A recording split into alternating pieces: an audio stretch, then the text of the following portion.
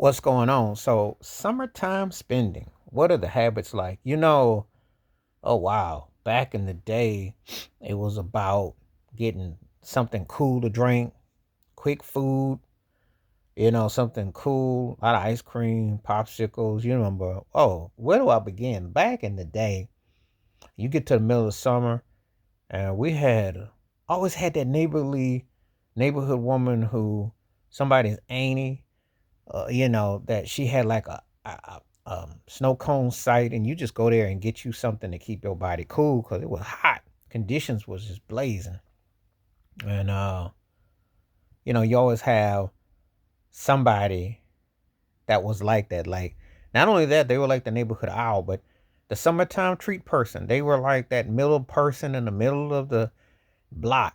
Two women come to mind for me: Mrs. Thompson in Virginia when I was a kid because that was my buddy's aunt, and she had all the ice snow cone. You just had 30, you had to have 25, 35 cents, get hooked up, keep your change, keep yourself cool.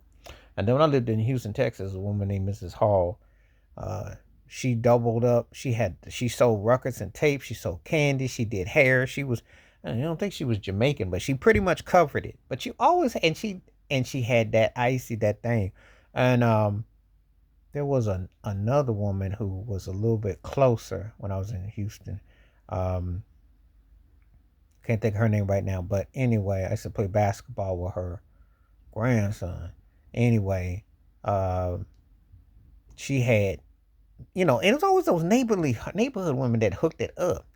Had the ice cream, had all of it. It didn't melt. It could be hot, but they had the right stuff. They had the right flavor.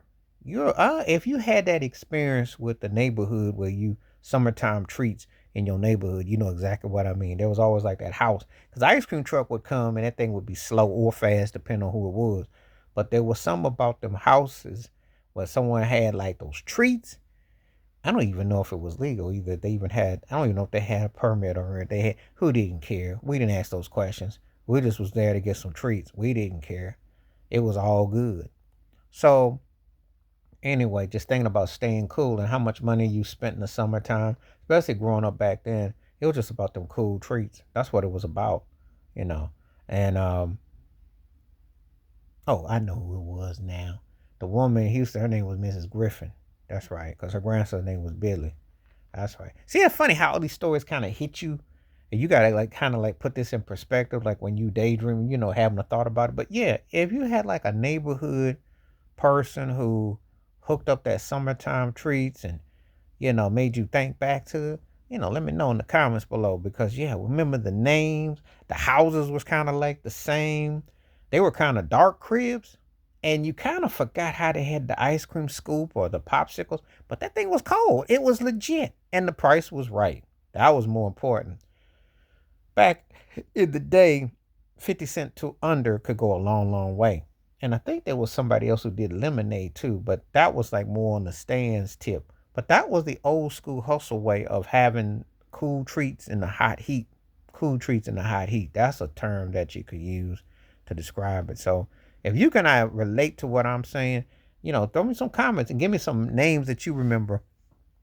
Because it's always like the wives who did this, and they were like, had some legit stuff.